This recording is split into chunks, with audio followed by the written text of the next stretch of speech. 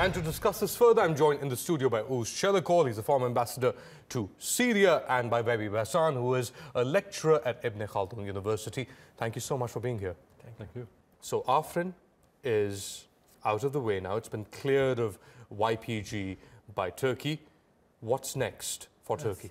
Well, in Afrin, of course, and before in Jarablus, Elbab and Azez, Turkey showed its military strength. And it's real that Turkey will resort to military strength. But now time, I think, comes for a diplomatic solution. We are negotiating with the United States. And at the beginning of March, there were some, as you know, when Tillerson visited Ankara, there were some committees. They met, one of these committees I want you to get to the American side in a bit, but tell us about, and maybe I can bring in Vehbi here as well. You've got the FSA, which is this 20,000 strong force that is behind Turkey, that has moved in. You've got a corridor emerging now from Jarablus, Azaz, Albab, now Afrin going into Idlib, so a significant amount of territory in the hands of Turkish-backed forces. Before you move to the US, what's the play here, Vehbi? I want to get Vehbi's input here. Well, I think Turkey is going to show it is soft power now.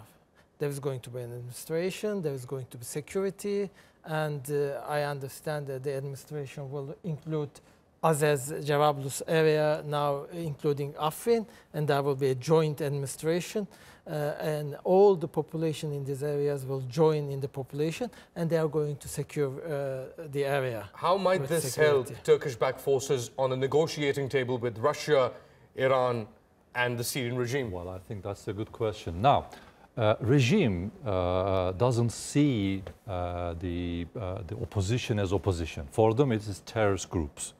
This was clear when Bashar al-Assad visited Sochi and met the Russian president, where he said that I'm here to thank you for helping us at our war against terror. So now, this means the opposition was out of table. Now Turkey actually bringing them back on the table.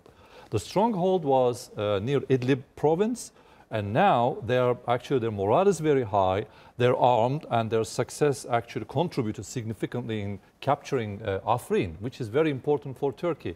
It is a small step for the operation, but very important one, because 3 months earlier, I think the commander of land forces there, he said that we are going to deploy 30,000 armed men along Turkey's Syrian and Iraqi borders. And he never actually explained what does this mean and which country on earth would possibly accept something like that.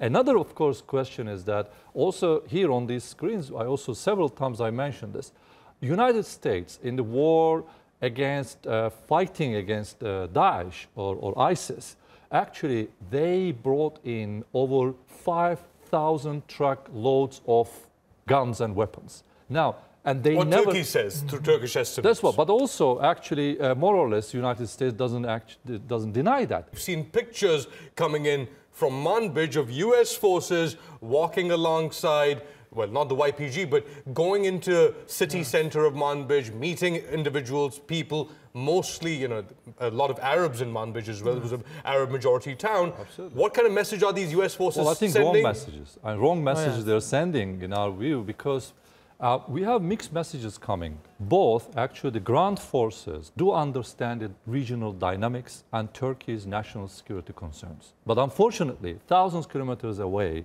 in Washington, it's not that clear for them. They're really pragmatic.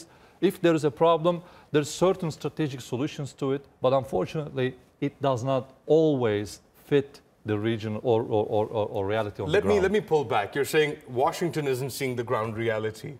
But we saw as soon as Afrin was captured, or the YPG was cleared from Afrin, we saw the FSA move in and start what some would say activities that put Turkish-backed forces, at pause. Let's listen to what Mehmet Çavuşoğlu had to say about what happened in Afrin right after the YPG was removed. We are very sensitive to looting or inhumane treatment in Afrin. We will certainly not allow these kind of actions. Everybody knows that our security forces are not doing and will never do such a thing. We also don't expect the Free Syrian Army to choose such a way. We know them. Again, we will not allow anybody to loot. But if there is any complaint, we will investigate carefully. Çavuşoğlu there talking about not condoning any sort of looting. Ibrahim Kalın also came out and said that President Erdogan was very upset about what had happened. How difficult does a situation like this become for Turkey when 20,000 of the people that it has trained go into Afrin, an area which has been largely left untouched despite this 52-day operation? There were no bombing raids in Afrin city centre. Turkey said it was being very careful, but then the image that goes out in the world is these, irregular FSA forces go in and start looting. Ambassador. Well, we are talking about 7 years civil war, which devastated Syria. All the human, effects of this war. So it is not easy to conduct these operations. The pictures taken in Raqqa, the pictures taken in Mosul, shows the difficulty of these operations, American-based operations in Mosul and Raqqa, and in other cities in the area. But Turkey has always been very sensitive to the civilian lives, and that operation will be conducted in a way that civilian population will not be affected.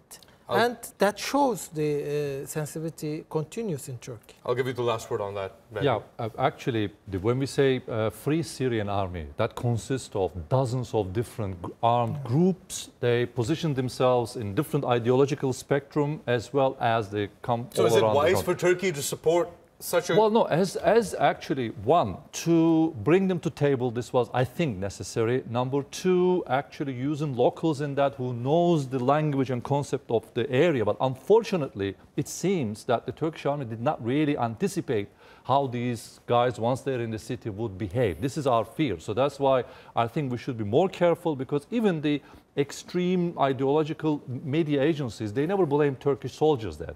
They blamed those who did it, and Turkey was quite actually swift into reacting and stopping this looting and actually paying back to those locals who had some damages.